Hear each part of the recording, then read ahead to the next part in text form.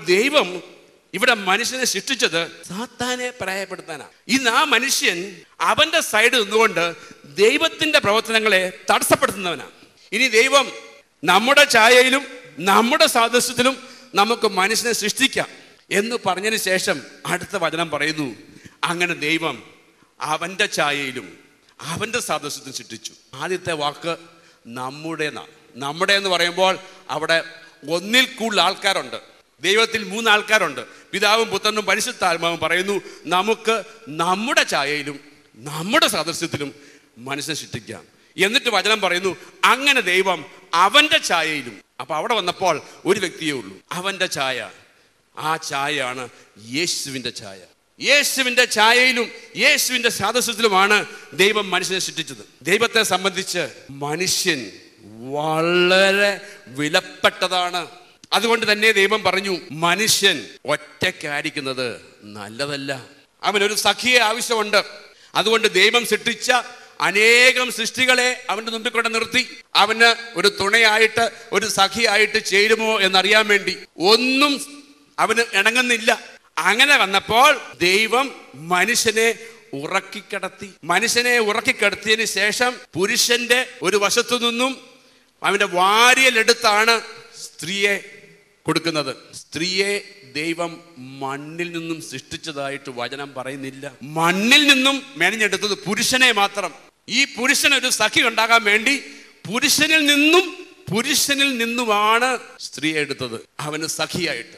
അങ്ങനെ പുരുഷനും അവന്റെ സ്ത്രീയും ഒന്നിച്ച് ഒരു കൂട്ടായ്മയില്, ദൈവവുമായിട്ട് കൂട്ടായ്മയിൽ നിന്നുകൊണ്ട് സാത്താനെ പരാജയപ്പെടുത്താൻ വേണ്ടി പെരുകി വർദ്ധിച്ച് ഈ ലോകത്തിന്റെ മേൽ ആധിപത്യം സൃഷ്ടിക്കണം. എന്നാൽ അത് സംഭവിക്കുന്നതിന് മുമ്പേ അവർ ദൈവത്തെ അവിശ്വസിച്ചു, സാത്താന്റെ അടിമയായി. അങ്ങനെ താൽക്കാലികമായിട്ട് ദൈവത്തിന്റെ പ്ലാൻ നടക്കാതെ വന്നെങ്കിലും ദൈവം അത് പൂർത്തീകരിക്കാൻ വേണ്ടിയിട്ട്, ദൈവത്തിന്റെ പ്ലാൻ നടക്കാൻ വേണ്ടിയിട്ട് ഇപ്പോഴുള്ള ഈ ആദവും ഹവ്വായും ദൈവത്തിൽ നിന്നും അകന്നു പോയപ്പോൾ ദൈവത്തിന്റെ ജീവൻ നഷ്ടപ്പെടുത്തി, ദൈവത്തിന്റെ അധികാരം നഷ്ടപ്പെടുത്തി, ദൈവത്തിന്റെ ശക്തി നഷ്ടപ്പെടുത്തി.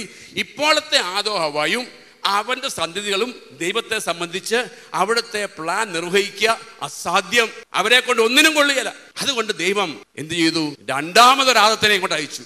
രണ്ടാമതൊരാദത്തിനെ, ആ ആദം ഈ ഭൂമിയിലേക്ക് കടന്നു വരണമെങ്കിൽ ആ രണ്ടാമത്തെ ആദത്തിനും ഒരു ശരീരം ഉണ്ടായിരിക്കണം.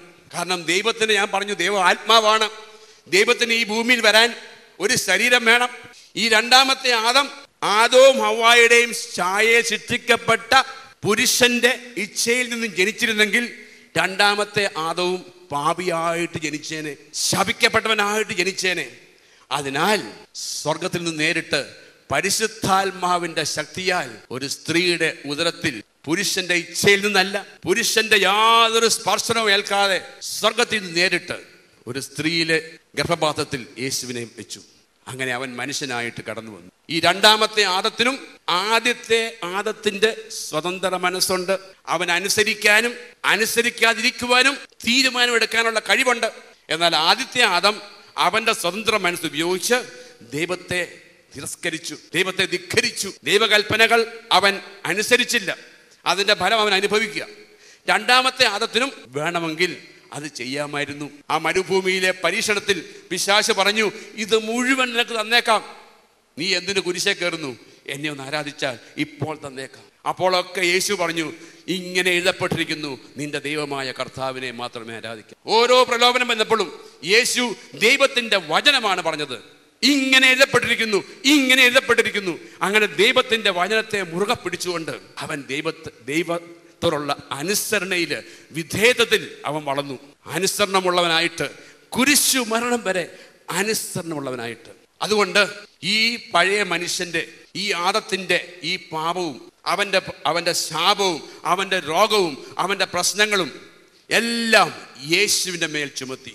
കുരിശു മരണത്തിലൂടെ ഈ ആദത്തെ കുരിശിൽ മരിച്ച് അടക്കപ്പെട്ട് 3 ദിവസം മണ്ണിനടിയിൽ കിടത്തിയിട്ട് 3-ാം ദിവസം മരണത്തെയും പിശാചിനെയും പാപത്തെയും രോഗത്തെയും പരാജയപ്പെടുത്തിക്കൊണ്ട് ഒരു പുതിയ സൃഷ്ടിയായിട്ട് യേശു ഉയർത്തെഴുന്നേറ്റു. ഇതാ ഒരു പുതിയ സൃഷ്ടി ആരംഭിച്ചിരിക്കുന്നു. പഴയ സൃഷ്ടി കൊണ്ട് ദൈവത്തിന് യാതൊരു ഗുണവുമില്ല.